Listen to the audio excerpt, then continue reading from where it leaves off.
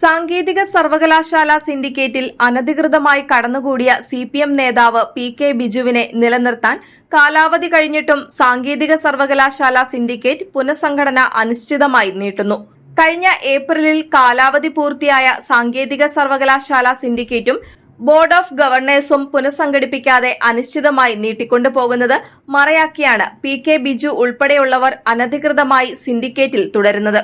എന്നാൽ ജൂലൈ 15-ന് കാലാവധി പൂർത്തിയായ എം.ജി. യൂണിവേഴ്സിറ്റി സിൻഡിക്കേറ്റ് കഴിഞ്ഞ ദിവസം സർക്കാർ പുനഃസംഘടിപ്പിച്ചു. 2020 ഏപ്രിൽ 2-ന് രൂപീകരിച്ച സാങ്കേതിക സർവകലാശാല ഭരണസമിതിയുടെ കാലാവധി കഴിഞ്ഞ 2024 ഏപ്രിലാണ് അവസാനിച്ചത്. യൂണിവേഴ്സിറ്റി നിയമപ്രകാരം 4 വർഷം കൂടുമ്പോൾ നിർബന്ധമായും പുനഃസംഘടിപ്പിക്കേണ്ടതാണ്. പി.കെ. ബിജു ഉൾപ്പെടെ 6 പേരെ പ്രത്യേകം ഓർഡിനൻസ് പ്രകാരം 2021 ഫെബ്രുവരിയിലാണ് ബോർഡ് ഓഫ് ഗവർണർമാരായും സിൻഡിക്കേറ്റ് അംഗങ്ങളായും നിയമിച്ചത്. പി.കെ. ബിജു എക്സ് എംപിക്ക് പുറമെ doctor B S. Jamuna, advocate I. Saju, Vinod Kumar, doctor S. Vinod Mohan, G. Sanjeev എന്നീ 6 പേരെയാണ് ഒന്നാം പിണറായി സർക്കാർ കാലാവധി പൂർത്തിയാക്കുന്നതിന് തൊട്ടുമുൻപ് ഓർഡിനൻസിലൂടെ നാമനിർദ്ദേശം ചെയ്തത്. എന്നാൽ പ്രത്യേക ഓർഡിനൻസിന് പകരം നിയമസഭ പാസാക്കിയ ബില്ല് ഗവർണർ അംഗീകരിക്കാത്തതുകൊണ്ട് ഓർഡിനൻസ് നിലവിൽ ഇല്ലാതായി.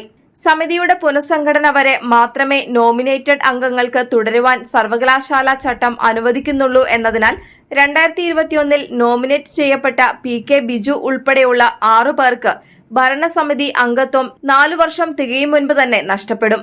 വീണ്ടും പുനഃസംഘടിപ്പിച്ചാൽ നിയമ ഭേദഗതിയിലൂടെ പുതുതായി ഉൾക്കൊള്ളിച്ച 6 അംഗങ്ങളെ വീണ്ടും നാമനിർദ്ദേശം ചെയ്യാൻ വ്യവസ്ഥയില്ലാത്ത സാഹചര്യത്തിലാണ് സിൻഡിക്കേറ്റും ബോർഡ് ഓഫ് ഗവർണേഴ്സും പുനഃസംഘടിപ്പിക്കാതെ നീട്ടിക്കൊണ്ടു പോകുന്നത്.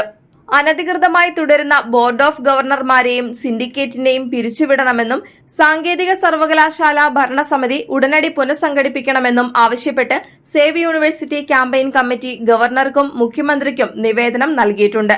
പി.കെ. ബിജു അടക്കമുള്ള അനധികൃത അംഗങ്ങൾ തുടരുന്നതിനെതിരെ കോടതിയെ സമീപിക്കുമെന്ന് save university campaign committee chairman R S. Sasikumar അറിയിച്ചു.